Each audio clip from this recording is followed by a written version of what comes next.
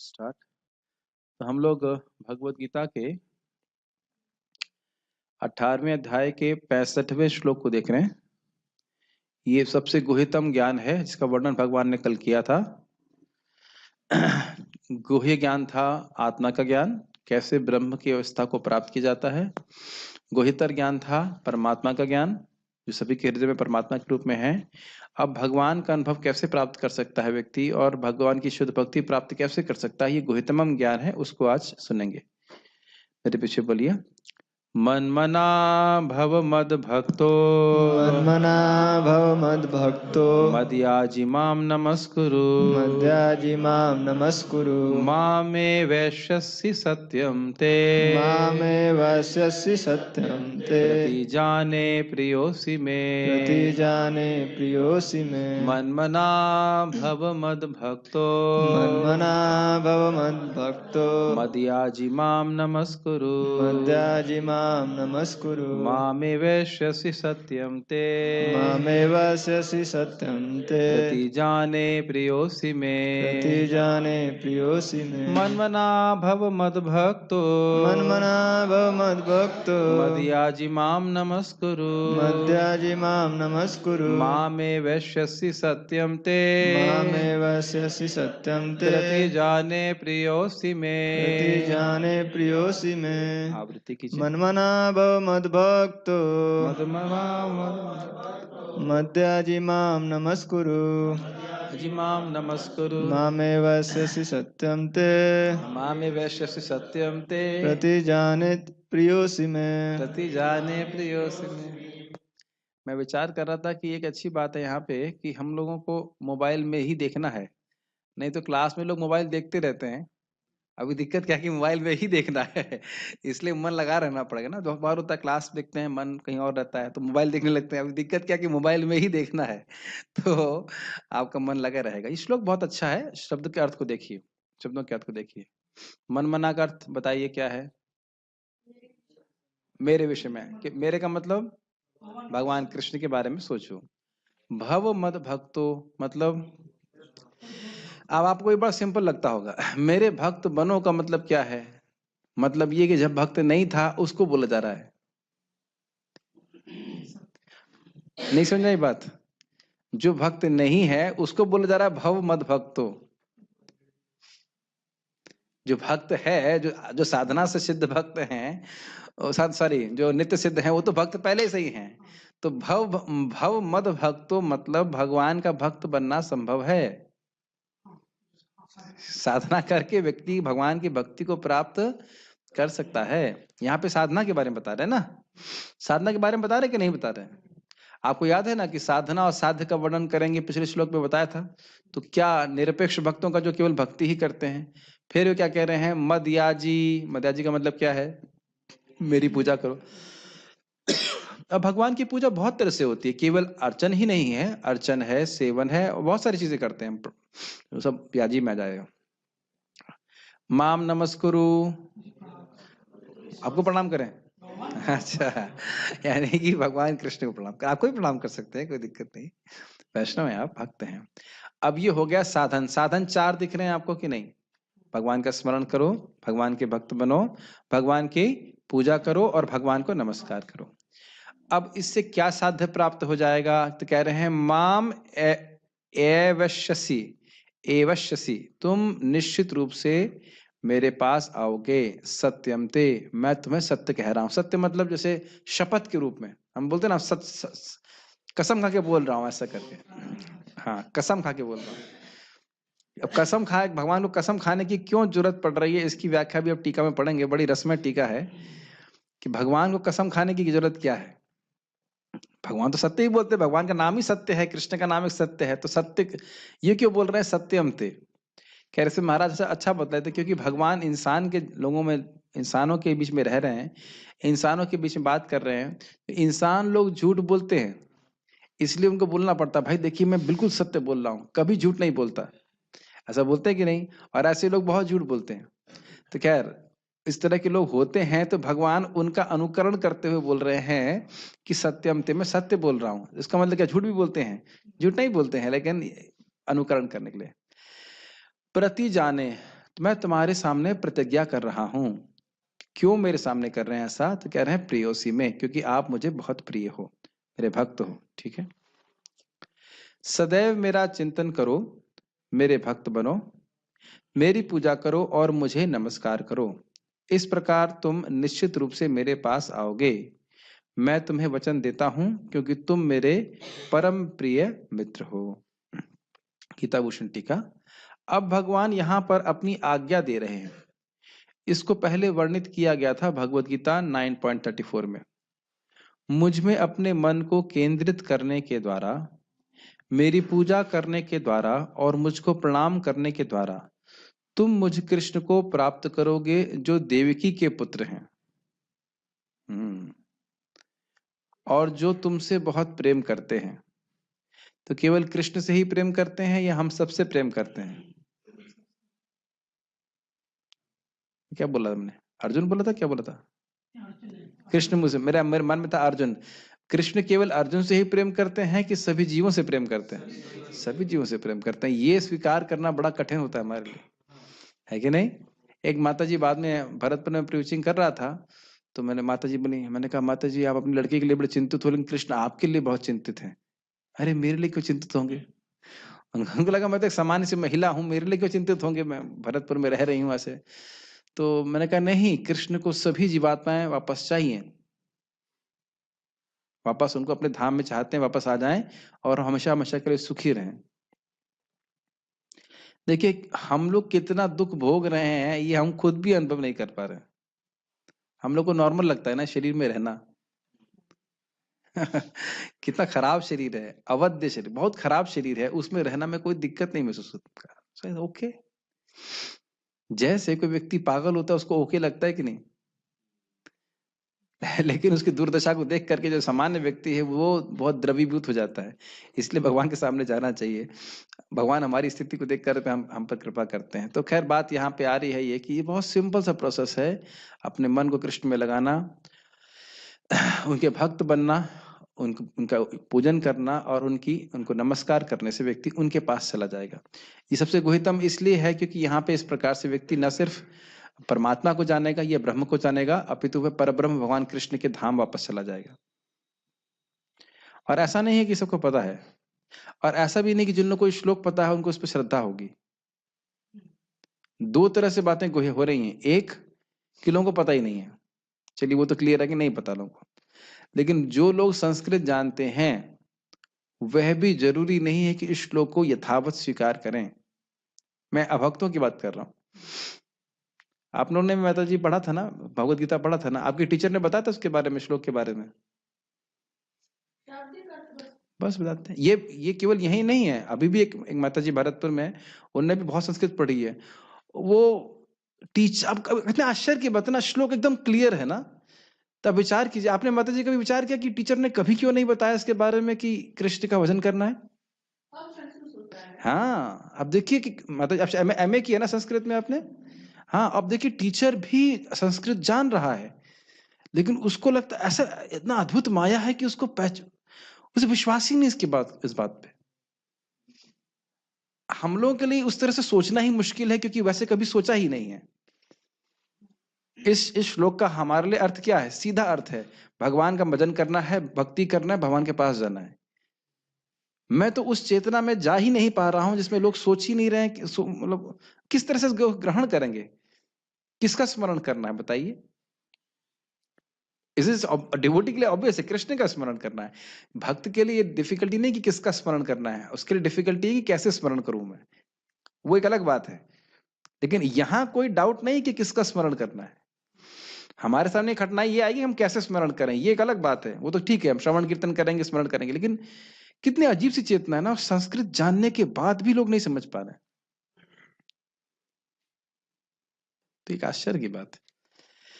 इसीलिए जब हम परंपरा में ज्ञान स्वीकार करते हैं तब हमको इस बात पे विश्वास होता है और हम भगवान के भक्ति को ठीक से करते हैं। आप मुझे प्राप्त करेंगे श्याम वर्ण रूप में। श्याम वर्ण किसका है? भगवान कृष्ण का है, जो नीले कमल के समान है। हाँ, ना कि विराट रूप में जिसके हजारों सिर होते हैं, न कि परमात्मा के रूप में जो अंगूठे के परिमाण के बराबर होता है, न कि नरसिंह या वराह के रूप में। अभी बड़ा गुह्य बात है। जो व्यक्ति सनिष्ठ है, वर्णाश्रम नियमों का पालन करता है, कृष्ण को समर्पित करता है, पहले निष्काम कर्म करता है, फिर फिर उसके बाद ज्ञान योग करता है, फिर उसके बाद अष्टांग करता है, फिर ध्यान करता है, फिर भक्ति, सॉरी अष्टांग तो वही हो गया, ध्यान योग करता है, फिर भक्ति करता है, तो उसको वही गंतव्य प्राप्त नहीं होगा जो कि अनन्य भक्त को प्राप्त होता है। ये जो क्रमशः प्रगति कर रहे हैं उनको भगवान के ऐश्वर्यशाली रूप का अनुभव होगा, जिसके भगवान यहाँ बता रहे विराट रूप। लेकिन विराट रूप मतलब वो विराट मतलब स्थविष्ट रूप नहीं, विराट मतलब ऐश्वर्यशाली रूप। तो वहां पे प्रेम जो है वह थोड़ा सा शिथिल शब्द है, शिथिल रहता है। परमात्मा के रूप में व्यक्ति अनुभव करेगा, वह भी पूर्ण अनुभूति नहीं है। लेकिन जब इस प्रकार से भगवान की भक्ति कर रहा है, कृष्ण का स्मरण कर रहा है, और यहाँ पे बोल रहे हैं मेरा मतलब स्पेसिफिकली कृष्ण के द्विभुज रूप का स्मरण करता है, तो वह भगवान के गोलोक धाम की प्राप्ति करता है। इसी अभी अभी आप प्रभुपाद जी का तात्पर्य देखिएगा। आप कहने के नरसिंह वराह के रूप का स्मरण नहीं करना चाहिए, जो लोग उनके भक्त हैं वो कर सकते हैं, कोई दिक्कत नहीं है।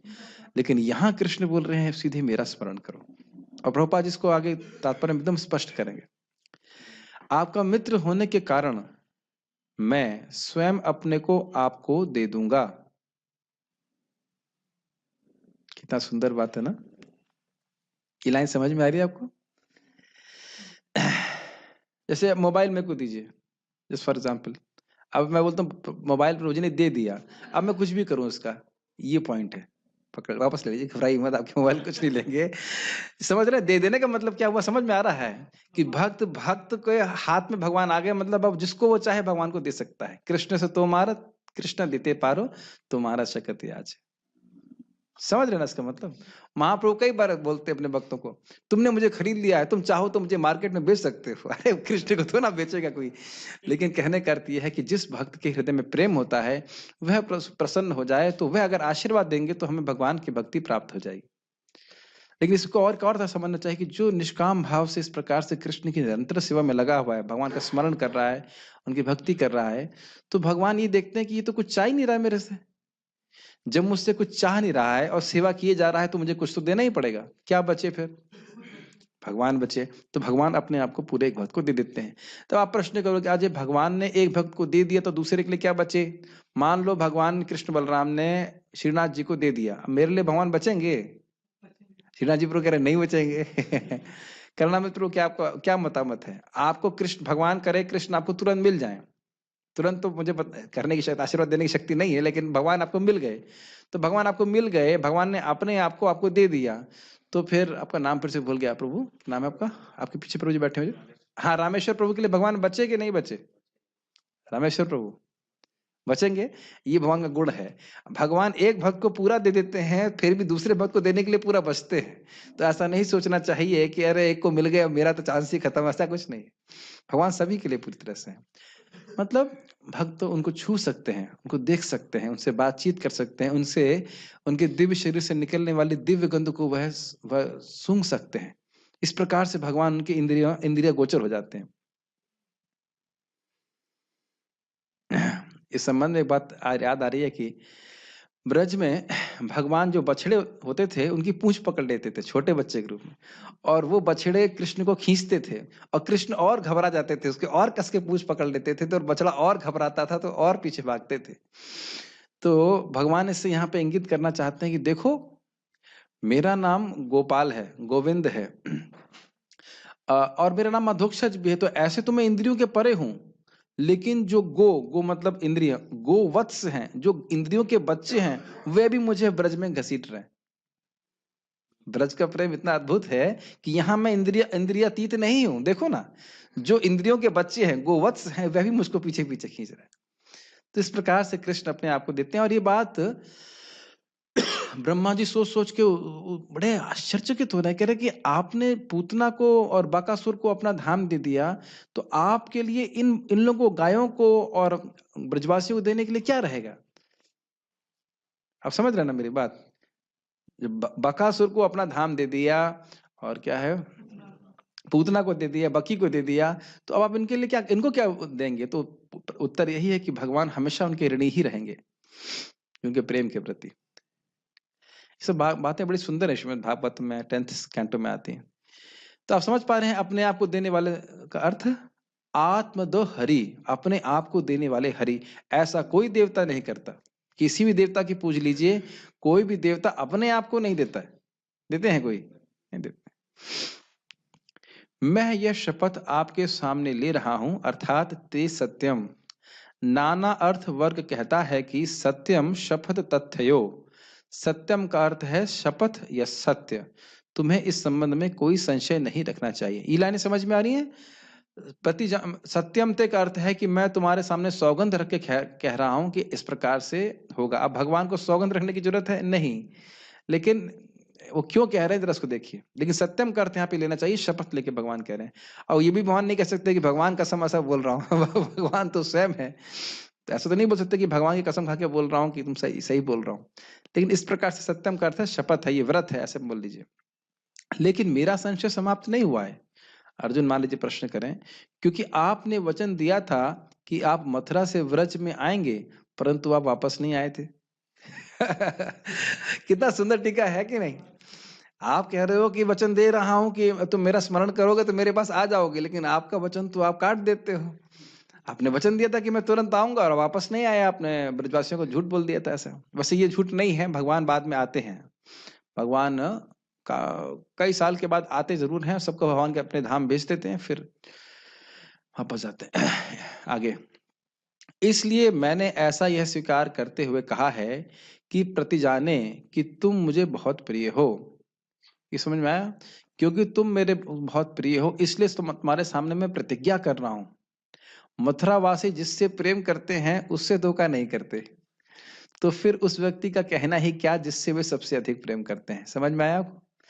ठीक है, हम मान रहे हैं कि मथुरा के लोग अपने को बोल रहे हैं कि मान लो मैं मथुरा का हूं और मैंने मान भी ले जाए कि मैंने झूठ बोला था, लेकिन आप मुझसे बहुत प्रिय, आप बहुत जिनसे हम प्रेम करते हैं उनसे झूठ नहीं बोलते हैं। तो ये कहने का उनका अर्थ है, और कहने का आप तो मुझे बहुत ही प्रिय हो तो मैं आपसे झूठ क्यों बोलूंगा। वैसे झूठ भगवान नहीं बोल रहे हैं, लेकिन इस प्रकार से हम लोग को विश्वास नहीं होता है, इसलिए भगवान को ऐसी व्याख्या ऐसा बोलना पड़ता है। जो मेरे प्रति बहुत अधिक प्रेम रखता है उसके प्रति मेरा भी बहुत अधिक प्रेम होता है। स्पष्ट है, मैं उससे विरह सहन नहीं कर सकता। इसे मैंने इन शब्दों से व्यक्त किया है, जैसे प्रियोसी। इसलिए मेरे शब्दों में श्रद्धा रखो और तुम निश्चित रूप से मुझे प्राप्त करोगे। ये बहुत बहुत अद्भुत टीका है ये।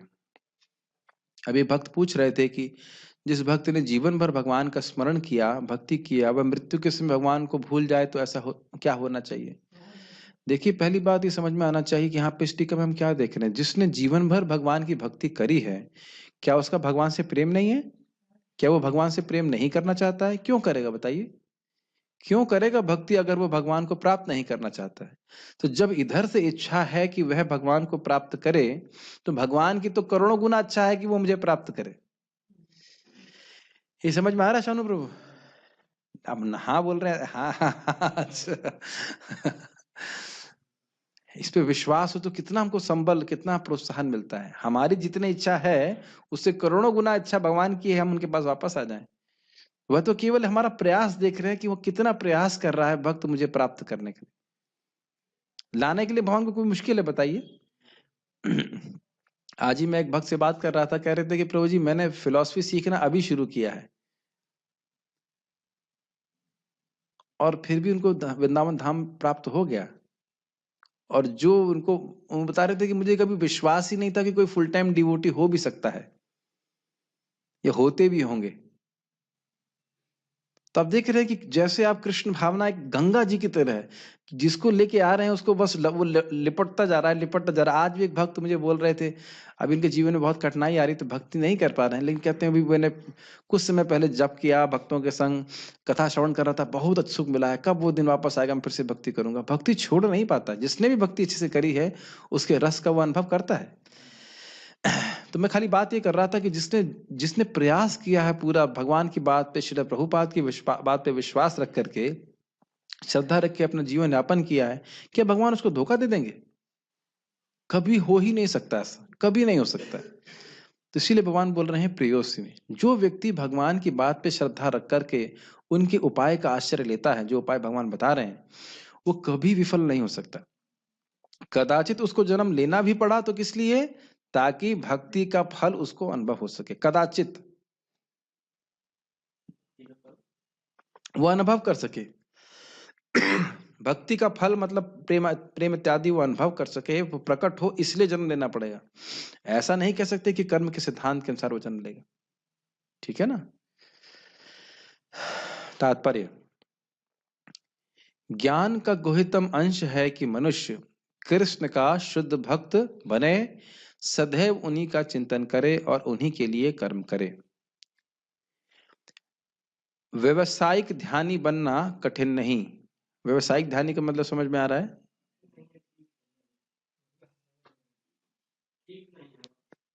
ठीक नहीं मतलब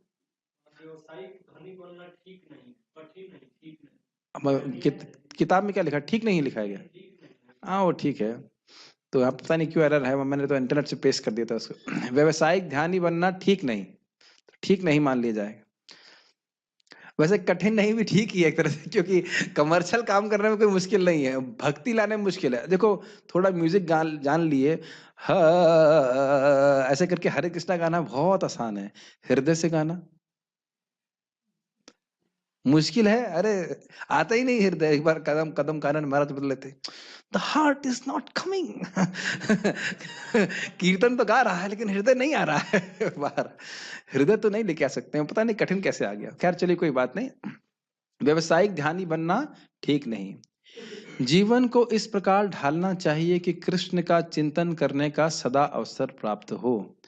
बहुत सुंदर बात है कि हम कोई भी कर्म कर रहे हैं, उसका कनेक्शन कृष्ण से देखेंगे तो हम कृष्ण का स्मरण कर पाएंगे।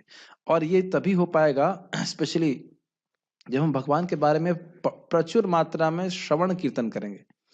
उसके बिना स्मरण हो ही नहीं सकता, बिल्कुल नहीं हो सकता, इट इज इम्पॉसिबल। इसको मैं कल भी चैतन्य चरितामृत में पढ़ रहा था, इसमें सिद्धांत बोलिए चित्ते ना करे आलस इत्यादि पे भगवान के बारे में अच्छे से जब प्रचुर मात्रा में श्रवण कीर्तन होगा। क्या भेजा था मैंने, बहुत सुंदर एक, मैंने कल रात में पढ़ रहा था और उसको मैं शेयर भी करना चाहता हूँ, बहुत सुंदर था।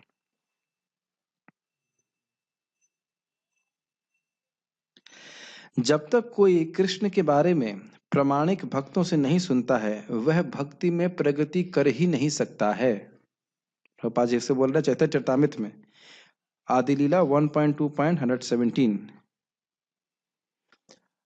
जो शास्त्र हैं वह 9 प्रकार की भक्ति के बारे में बताते हैं, जिसमें श्रवण सबसे प्रमुख है। अब ये सुनिए बड़े ध्यान पूर्वक। भक्ति का बीज अंकुरित ही नहीं होता है अगर श्रवण कीर्तन नहीं करते हैं। मैं फिर से रिपीट कर रहा हूं, भक्ति का बीज अंकुरित ही नहीं होता है अगर श्रवण कीर्तन नहीं करते। कुछ कुछ करते रहेंगे लेकिन वो अंक भाव उत्पन्न नहीं होने वाला कृष्ण की। कीर्तन मतलब कीर्तन का मतलब है जप, कीर्तन का मतलब संकीर्तन, कीर्तन मतलब भगवत गीता का प्रवचन, श्रवण कीर्तन, सब कुछ संकीर्तन में आएगा। जैसे अभी आपने कुछ बोला, ये कीर्तन था कि नहीं? हाँ, लेकिन ये भगवान के संबंध में तो कीर्तन हुआ। ठीक है। व्यक्ति को नम्रता से आध्यात्मिक विषयों को आध्यात्मिक दृष्टि से श्रेष्ठ व्यक्ति से सुनना चाहिए और उसके बाद उसी ज्ञान को या उसी विषय को दोबारा अपने कल्याण के लिए और दूसरों के कल्याण के लिए बोलना चाहिए। ये श्रवण कीर्तन है। समझ में आया? आज ही मैं 2 भक्तों को बोल रहा था कि आप लोग भी जूम के माध्यम से प्रवचन उड़िया या आसामी भाषा में शुरू कर सकते हैं, और उन्होंने कहा हाँ प्रभु जी, अगले जीवन में जरूर करेंगे हम। अभी टेक्नोलॉजी उतनी एडवांस नहीं है। नहीं नहीं, मजाक, ऐसा नहीं बोला नहीं। उन्हें कुछ सोच रहे थे इसके बारे में। अपना कल्याण होगा सबसे अधिक और दूसरे का भी कल्याण होगा। जैसे हमारे राहुल प्रभु आए हुए हैं, एक दिन मेरे को मैसेज किया, प्रभु जी वो अकामा सर्वकामा पे क्लास देनी है। तो जिस दिन जब तक क्लास नहीं देनी थी, अकामा सर्वकामा के प्रति कोई कामना नहीं थी। उस श्लोक से क्या मतलब है? हमारा कोई मतलब नहीं है कि नहीं राहुल प्रभु? लेकिन जब आपने प्रवचन देना चालू की बात आई, तब आप सोच रहे थे अरे भाई क्या बोलना है, इसके ऊपर क्या बोलना है। तो आप देखेंगे कि जो बोलने वाला है उसका सबसे अधिक लाभ होता है। कमल लोचन प्रभु बहुत अच्छे वक्ता हैं, बहुत अच्छे डिवोटी हैं। तो उनके बारे में मैंने सुना था, या खुद बोले थे या किसी वक्त सुना था कि एक पहले जो जीवन में क्लास दिया उसमें उनको 1 हफ्ता लगा प्रिपेयर करने में, 1 हफ्ता। और अब देखिए कितना सुंदर अद्भुत दिव्य प्रवचन करते हैं, कितना सुंदर। मेरे one of the favourite speakers हैं, बहुत अच्छा प्रवचन करते हैं। तो हम भगवान के बारे में बोलते हैं तो फिर धीरे धीरे करके स्मृति में भगवान की वो बातें रहती हैं। ठीक है। ओके, कहाँ थे हम लोग? तो ये हम बात कर रहे थे ढालने वाली बात की, लगातार जितना संभव हो सके भगवान के बारे में श्रवण करना चाहिए। ऐसी सेवा मिल जाए जिसमें बात ना करनी पड़े और हाथ पैर की सेवा हो जाए, दिमाग लगाना ना पड़े और खाली आप सुन सकें, बहुत अच्छा है। आप अधिक से अधिक भगवान के बारे में सुन सकते हैं और जितना सुनेंगे उतना समझ में आएगा कि अरे ये तो बहुत बहुत सुनना बाकी रह गया, बहुत सुनना बाकी रह गया। मनुष्य इस प्रकार कर्म करे कि उसके सारे नित्य कर्म कृष्ण के लिए हों। वह अपने जीवन को इस प्रकार व्यवस्थित करे कि 24 घंटे कृष्ण का ही चिंतन करता रहे। और भगवान की प्रतिज्ञा है कि जो इस प्रकार कृष्ण भावनामय होगा वह निश्चित रूप से कृष्ण धाम को जाएगा, जहां वह साक्षात कृष्ण के सानिध्य में रहेगा। इसका अर्थ इसको समझ में आ रहा है? हम सुन तो लेते हाँ कृष्ण के साथ पे रहेंगे, हाँ कृष्ण। दुनिया में लोगों को ये भी हवा नहीं है कि भगवान कौन है। कुछ लोग तो इसी झगड़े में पड़े हुए हैं कि भगवान है या नहीं है, या शायद थे और मर गए, इसी लफड़े में चले, लफड़े में लफड़ा नहीं, बहस में फंसे हुए हैं। और यहाँ हमको ये तरीका बताया जा रहा है कि हम कैसे भगवान के पास हमेशा रह सकते हैं। तो इस ज्ञान को अगर हम स्वीकार कर ले तो कितना बड़ा भाग्य है। और प्रभुपाद क्या बोल रहे हैं, जीवन को ऐसे ढालना चाहिए, ऐसा लाइफस्टाइल होना चाहिए कि हमारा कृष्ण का स्मरण अधिक से अधिक होता रहे। ठीक है कि नहीं? लेकिन अब विचार करने वाला बात है, कैसे होगा कृष्ण का अधिक से अधिक स्मरण? डायरेक्ट स्मरण, श्रवण भगवान की लीलाओं का। नारद जी ने भगवान कृष्ण से वरदान मांगा कि भगवान जो कोई भी आपकी लीलाओं का, स्पेशली बाल लीलाओं के बारे में बात कर रहे हैं, जो आपने गोकुल में करी थी, उसको जो श्रवण करे उसको निश्चित रूप से आपके चरणों में वही प्रेम प्राप्त हो जो गोकुल वासियों को प्राप्त हो। इसीलिए प्रभुपाद जी कहते थे कि कृष्ण बुक का एक लाइन भी आप पढ़ेंगे तो परफेक्ट हो जाएंगे। इसका अर्थ क्या है? इसका अर्थ है कि हमें केवल एक ही लाइन पढ़नी चाहिए। तो नियमित रूप से हम काफी बहुत सारी लीलाएं महाप्रभु की हैं, कृष्ण भगवान की लीलाएं हमको पता नहीं है। हाँ, एक बात बताना भूल गया मैं, चैतन्य चरितामृत में बहुत सुंदर सूत्र बता रहे हैं। जब हम हर बार कृष्ण का थोड़ा थोड़ा स्मरण करते हैं, बहुत ध्यानपूर्वक सुनिए, तो उससे कृष्ण प्रेम हमारे हृदय में बढ़ने लगता है। क्या ये बात समझ में आ रही है? आपने कई बार पढ़ा होगा कि चैतन्य चरितामृत में लिखा है कि ये अध्याय जो पढ़ेगा उसे कृष्ण प्रेम प्राप्त होगा। फिर आप सोचेंगे अरे मैंने तो पढ़ लिया, अभी मिला नहीं। क्या ये प्रश्न मन में आया आपके कभी? प्रश्न तब आएगा जब पढ़ेंगे। जब पढ़ेंगे नहीं तो फिर कैसे मालूम चलेगा? लेकिन अंत में लिखा रहता जो इस अध्याय को पढ़ता है उसे कृष्ण प्रेम मिलता है। या जो पूतना के अध्याय को पढ़ेगा तो गोविंद लभते रतिम, गोविंद में रति मिलेगी। तो मुझे तो नहीं मिली, ऐसा नहीं है। जितनी बार आप पढ़ रहे हैं वो ड्रॉप बाय ड्रॉप आपका स्मरण, जो विष्णु स्मरण है, कृष्ण स्मरण है, वह भगवान के प्रति प्रेम को बढ़ा रहा है। क्या आप मेरी बातें समझ रहे हैं? क्या समझा? जितनी बार हम कृष्ण का स्मरण कर रहे हैं, हरि नाम कर रहे हैं, वो धीरे धीरे हमारा प्रेम बढ़ता जा रहा है, भगवान के प्रति श्रद्धा बढ़ती जा रही है। तो आगे जाकर के यही और प्रगाढ़ हो जाएगी। तो अब उसको प्रत्यक्ष रूप से अनुभव करने लगे कि अब कृष्ण का ही स्मरण करना अच्छा लगता है, दुनिया की बातें करना बिल्कुल अच्छा नहीं लगता। समझ में आ रहा ना ये बात? तो इसलिए अभ्यास की आवश्यकता है। यह गुह्यतम ज्ञान अर्जुन को इसलिए बताया गया क्योंकि वह कृष्ण का प्रिय मित्र सखा है।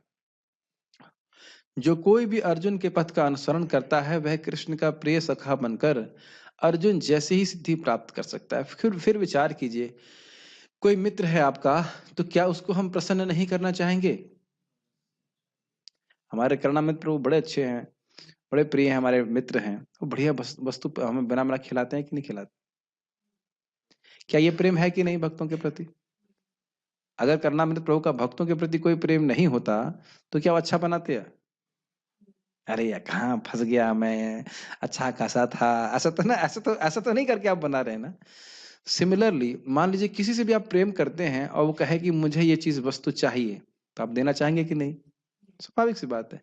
तो भगवान यही बात यहाँ पे क्या कह रहे हैं, अभी सुनने वाले हैं आप, कि जो इस भगवत गीता का ज्ञान दूसरों को देता है वो मुझे सबसे अधिक प्रिय है। तो अब हम इस भगवान की इच्छा में किस प्रकार से निमित्त बने ये भक्त को सोचते रहना, इसके द्वारा भगवान का स्मरण बड़ी आसानी से कर सकता है। समझ में आ रहा है? भगवान का रूप ध्यान करना अगर कोई बहुत अच्छे से कर सके अच्छी बात है, भगवान का नाम उच्चारण कर सके ये भी बहुत अच्छी बात है, लेकिन भगवान की कीर्ति का प्रचार मैं कैसे करूं, अगर ये विचार हो तो हम कृष्ण का स्मरण बड़ी आसानी से कर सकते हैं। क्या ये बात आप समझ पा रहे हैं? पता नहीं समझ में आ रहा है कि नहीं। How can I spread Krishna's glories? Krishna को भगवान के रूप में नहीं जानते हैं लोग, कैसे मैं लोगों को उस संबंध में बताऊं? ये अगर हमारे मन में विचार विचार ऑब्सेशन, ऑब्सेशन तो हैवी हो जाएगा शब्द, लेकिन विचार हमेशा मन में रहे तो हम कृष्ण का स्मरण कर सकते हैं। किसको आप भगवान के रूप में स्थापित करना चाहते हैं सचिन प्रभु? इतने धीरे से बोलेंगे, थोड़ा जोर से बोलिए। भगवान कृष्ण, भगवान कृष्ण को जैसे जब इलेक्शन होता है, मैंने पहले बताया था कि हमारे हमारे लीडर का हमें कीर्ति को फैलाना है, तो लीडर के बारे में सोचेंगे कि नहीं सोचेंगे? उसकी फोटो लगाएंगे, उसके गुणगान करेंगे, तो स्वाभाविक सी बात है कि लीडर के बारे में सोचेंगे। ये हमारे लिए बहुत प्रैक्टिकल है। और आप सोचिए कि एक जगह बैठकर कृष्ण का स्मरण करेंगे तो बहुत कठिन होगा। ठीक है कि नहीं? जैसे मैं बोल दूं कल का श्लोक, आप किसी व्यक्ति को बोलो आपको बोलना है, अब आप देखिए सुबह से बुखार लग जाएगा आपको, क्या बोलना है, क्या बोलना है, क्या कहेंगे। और मैं नीचे बैठा रहूंगा, अरे प्रभु जी बैठे हैं, कोई गलत बोल देंगे तो डांट पड़ जाएगी। कुछ ना कुछ आप सोचेंगे कि नहीं सोचेंगे? जैसे ही आप भगवान के बारे में कुछ बोलने के लिए सोच प्रयास करेंगे, आपका मन में बहुत अब्जॉर्प्शन आ जाता है। ठीक है। तो मैं खाली ये बोल रहा था कि जो किस प्रकार से अर्जुन भगवान श्री कृष्ण की आज्ञा का पालन कर रहे हैं, ऐसे अगर हम आज्ञा का पालन करते हैं तो कृष्ण का अनुग्रह, कृष्ण हमको भी अपना प्रिय सखा मानते हैं। ये शब्द इस बात पर बल देते हैं कि मनुष्य को अपना मन उस कृष्ण पर एकाग्र करना चाहिए जो दोनों हाथों में वंशी धारण किए, सुंदर मुख वाले तथा अपने बालों में मोर पंख धारण किए हुए सांवले बालक के रूप में हैं। कृष्ण का वर्णन ब्रह्म संहिता तथा अन्य ग्रंथों में पाया जाता है। मनुष्य को परम ईश्वर के आदि रूप कृष्ण पर अपने मन को एकाग्र करना चाहिए। उसे अपने मन को भगवान के अन्य रूपों की ओर नहीं मोड़ना चाहिए।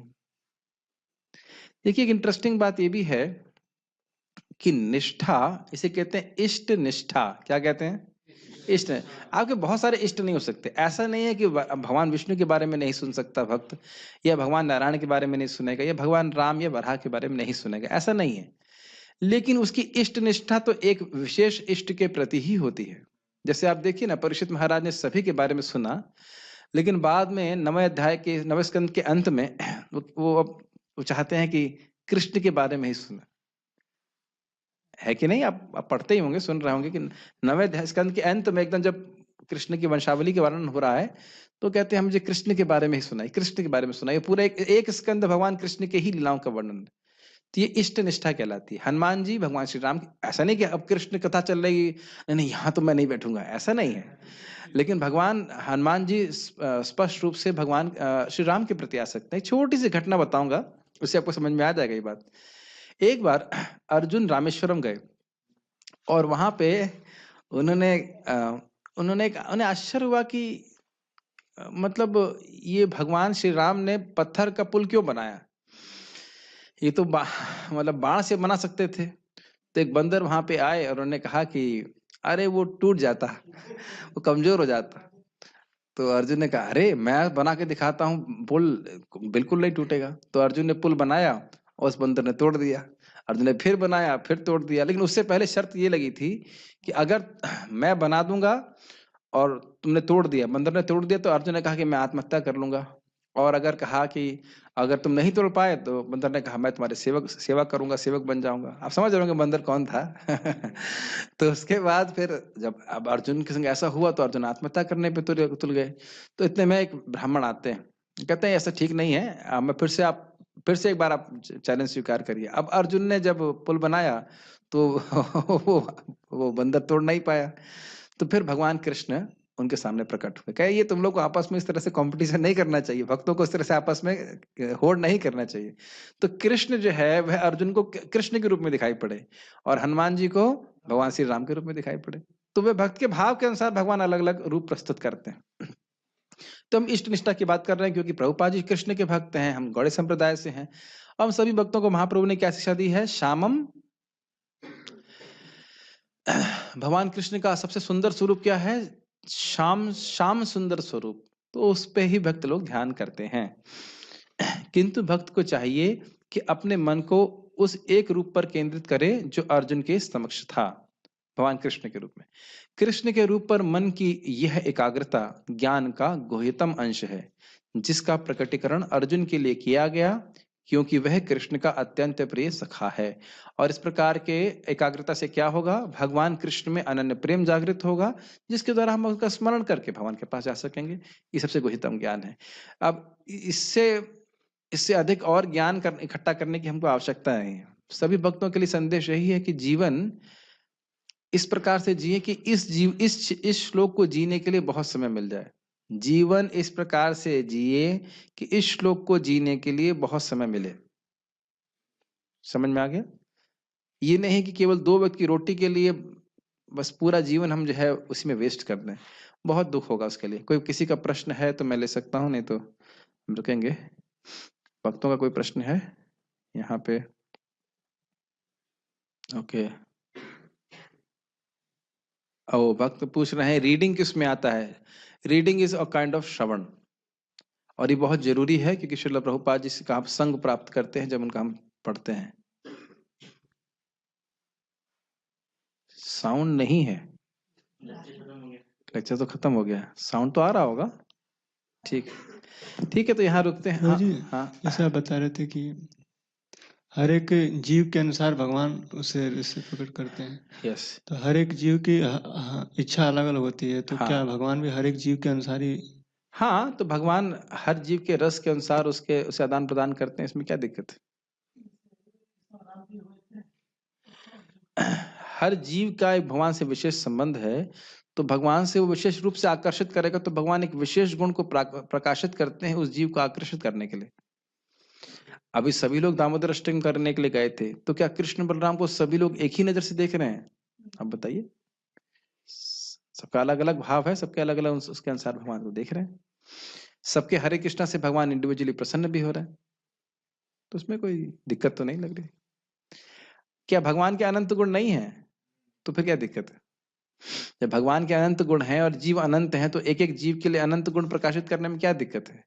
भाई जैसे हमारे किचन में तो 3-4 आइटम बना सकते हैं कि हम लिमिटेड है, हमारे पास मान लीजिए अनलिमिटेड आइटम होते तो हम हर व्यक्ति की चॉइस के अनुसार बना सकते थे ना। करना में तो कितना आसान हो जाता था। मुझे आज नीम बैगन चाहिए, ठीक है तुम नीम बैगन लो। मुझे चॉकलेट चाहिए, ठीक है तुम चॉकलेट लो। लेकिन हम लोग ऐसा नहीं कर सकते, कोई भी नहीं, इस जगत में कोई नहीं कर सकता ऐसा, भगवान कर सकते हैं ऐसा। ठीक है ना? ठीक है, तो यहाँ पे रुकते हैं। कल एकादशी है, सब लोग एकादशी का पालन कर ही रहे होंगे। कार्तिक की एकादशी सब लोग उसका पालन कीजिएगा। कोई प्रश्न यहाँ पे है? क्या मैंने भगवान से या भक्ति मांगनी चाहिए? हाँ, भगवान से तो भक्ति ही मांगनी चाहिए, और क्या मांगना चाहिए? ठीक है। हरे कृष्णा। श्रीमद् भगवद गीता की जय। श्रील प्रभुपाद की जय।